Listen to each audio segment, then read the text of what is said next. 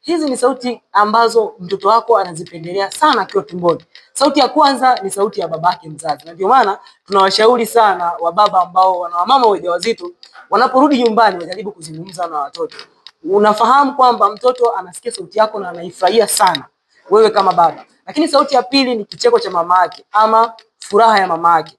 Mara nyingi mtoto akiwa anasikia mama yake anafurahi, anafeel mazingira ya safe na anafeel kwamba yuko katika mazingira ambayo ni salama. Kwa hivyo mama mjamzito, hakikisha unazingatia katika kitu ambacho unatakiwa kuzingatia cha makini ni kuhakikisha kwamba unalinda furaha yako. Lakini sauti nyingine ambayo mtoto anaipenda ni kusikia ile sauti ya music. Lakini music ambayo tunazungumzia hapa ni ile muziki ambayo ni ya slow, ile ambayo inaweza kusababisha ukapata ile meditation. Kwa hiyo ukiwa umekaa sehemu ambayo ina muziki wa taratibu, au unaweza kutengeneza muziki wako wa taratibu pale nyumbani, basi mtoto anafurahia sana. Na ndio maana wakati mwingine wazazi ukienda hospitalini unataka kujifungua, kama mtoto hajageuka, wanajaribu kukuambia hebu msikilizishe muziki.